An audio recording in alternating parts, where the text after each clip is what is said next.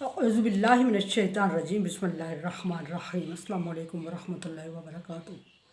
सूरह शुरा है मेरे सामने और सूरह शुरा की आयत नंबर 193, पारा नंबर 19 और रुकू नंबर 14 चल रहा है। सूरह शुरा के शुरू से अल्लाह तबारक व तआला ने मुख्तलिफ़ अंबिया कराम का जिक्र फरमाया और मुख्तलिफ़ अंबिया कराम का किस्से वाज़ेह तौर पे बयान फरमाए। मूसा अलैहिस्सलाम के किस्से से लेके शुएब अलैहिस्सलाम के किस्से तक इसमें मुख्तलिफ़ अंबिया कराम का जिक्र हुआ और आखिर में शुएब अलैहिस्सलाम का किस्सा रुकू नंबर 14 तक।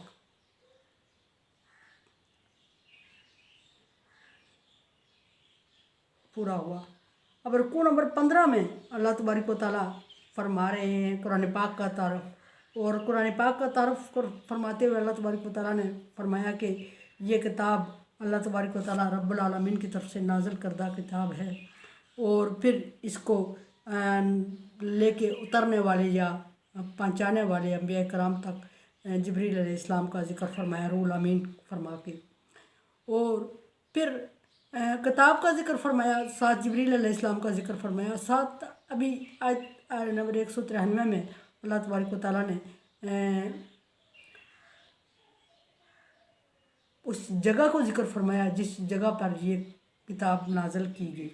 वो जगह ज़मीन नहीं, वो किसी का दिल जिसमें ये महफूज किया गया। अला क़ल्बिका, आप सल्लल्लाहु अलैहि वसल्लम के दिल को जिक्र फरमाया कि आपके कल्ब में जिब्रील अलैहिस्सलाम ने इसको उतारा जिब्रील अलैहिस्सलाम के ज़रिए उतारा गया।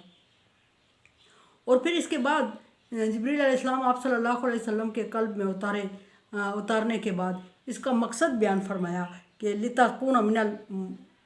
मुनज़िरीन, और इसके नाज़िल करने का या इसका आप तक पहुँचाने का मकसद ये है कि आप लोगों को आगाही फराहम करें, लोगों को डराएं। डराना मान लिया जाए तो अल्लाह तबारक व तआला के अज़ाब से डराएं, अल्लाह तबारक व तआला का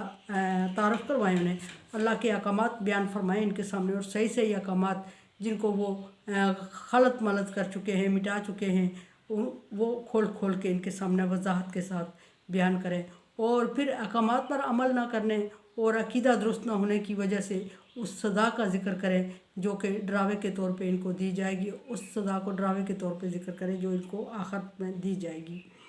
और ईमान लाने की सूरत में इनको बिशारत दें ताकि इनके लिए खुशखबरी हो, और ना लाने की सूरत में डराना। और फिर डराने और ईमान लाने के दरमियान क्या रास्ता, यहाँ मुनज़िरीन का मतलब आगाही फराहम करना, ताकि आप इन्हें आगाही दीन की, हक़ की, तो तौहीद की, अल्लाह तबारक व तआला की, कुरान पाक की, और ये सारी चीज़ों की क्या वजाहत और बयान करना मकसद थी, ताकि समझ आए लोगों को, और समझ आने के बाद वो इस पर अमल करे जो उसके लिए अंजाम क्या होगा, और जो नहीं अमल करेगा उसके लिए क्या अंजाम होगा, उससे आगाही फराहम हो जाएगी। और फिर उस ज़बान का जिक्र फरमाया जिस ज़बान में कुरान पाक को नाज़िल फरमाया गया, फरमाया कि बिलिसान अरबिय्यिन मुबीन, साफ़ अरबी ज़बान में, वाज़ेह अरबी ज़बान में, आसान अरबी ज़बान में इसको नाज़िल फरमाया। अब अरबी ज़बान में नाज़िल फरमाया, साफ़ और वाज़ेह और सुथरी अरबी ज़बान में। अरबियों की भी दो ज़बानें, अरबी एक किसी भी एरिया की दो ज़बानें, जो एक मादरी ज़बान होती है, एक इलाकाई ज़बान होती है, और जब शहरों की तरफ चले जाएँ तो वो ज़बानें खलत मलत होती है, मिक्स हो जाती है। अरबियों का भी यही हाल था कि उनकी ज़ुबान जो बोली जा रही थी अरबी, वो शहरों में खलत मलत हो गई थी और मुख्तलिफ़ ज़ुबानों का मिक्सचर बन चुकी थी, और वाज़ेह और साफ़ और सादा अरबी ज़बान नहीं बोली जाती थी। यही वजह थी कि आप सल्लल्लाहु अलैहि वसल्लम जब पैदा हुए तो आपको एक देहात में अलीमा सादिया के सुपर्द कर दिया गया। मकसद ये था कि वो वहाँ रह के आपको प्योर अरबी ज़बान सिखाएं और उससे आगाही और अपनी ज़बान की समझ अता हो। अगर शहर में परवरिश पाएंगे तो वाज़ेह और सादा अरबी ज़बान आपको नहीं मिलेगी सीखने को। फिर बात एक ये यहाँ भी आती है कि अरबियों को ये एक अल्लाह तबारक व तआला से शिकवा कि हर एक कौम के लिए अल्लाह तबारक व तआला ने अपना पैगम्बर भेजा और वो कौम उस पर ईमान लाई। हमारे लिए अल्लाह तबारक व तआला ने कोई अलग मखसूस पैगम्बर का इंतज़ाम नहीं किया। सो हम किस पर ईमान लाएँ? हम किसी और पैगम्बर पर ईमान नहीं लाए। हम एक बड़ी कौम اور بڑی قوم ہونے کی حیثیت سے اللہ تبارک و تعالیٰ کو ہمارے لیے الگ نبی کا انتخاب کرنا چاہیے تھا، لیکن ایسا کیوں نہیں ہوا؟ تو اللہ تبارک و تعالیٰ نے عربیوں میں عرب کی ڈیمانڈ پر نبی بھیجا جو عرب میں سے ہی تھا، عربیوں کا اپنا ہی تھا، اور پھر ان کی سمجھ کے لیے، آسانی کے لیے قرآن پاک کو بھی، چونکہ قرآن پاک ان کی ڈیمانڈ پہ، ان کے مطالبے پہ نازل کیا گیا، تو اس کے لیے بھی زبان عربی میں ہی رکھی۔ اگر کسی اور زبان میں قرآن پاک نازل ہوتا اور کسی اور زبان کا نبی ہوتا، وہ ان کو سمجھاتا، تو عربیوں کو ایک یہ شکوہ رہتا اور وہ ہمیشہ یہ کہتے کہ ہمیں نہیں سمجھ آئی کہ یہ جو پیغمبر ہمیں سمجھا رہا ہے یا یہ جو اس کتاب میں لکھا گیا ہے، چونکہ یہ ہماری مادری زبان نہیں ہے، ہمیں سمجھ نہیں آ رہی ہے، اور اس لیے ہم اس پر عمل کرنے سے قاصر ہیں، اور ہم جب سمجھیں گے نہیں تو عمل نہیں ہوگا۔ اللہ تبارک و تعالیٰ نے یہ نہیں فرمایا کہ عربی زبان میں نازل فرمایا کہ صاف، سادہ اور واضح عربی زبان میں، جو پیور ان کی اپنی ایریے کی زبان تھی، اس زبان میں نازل فرمایا، اور سمجھانے کے لیے بھی عربی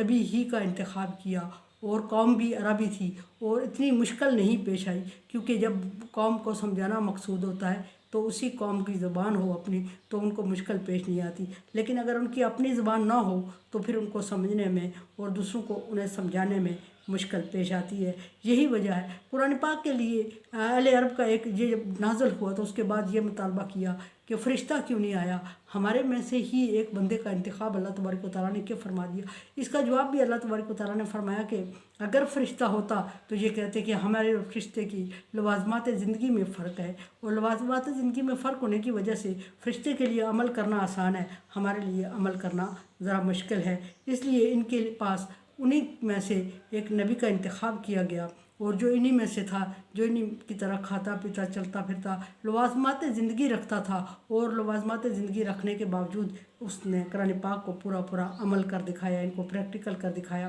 اور عمل اور پریکٹیکل کر دکھانے کے بعد تاکہ ان کا سوال باقی نہ رہے کہ ہمارے لیے مشکل ہے، اس کے لیے مشکل نہیں ہے، تو اس لیے لیکن قوم عربی زبان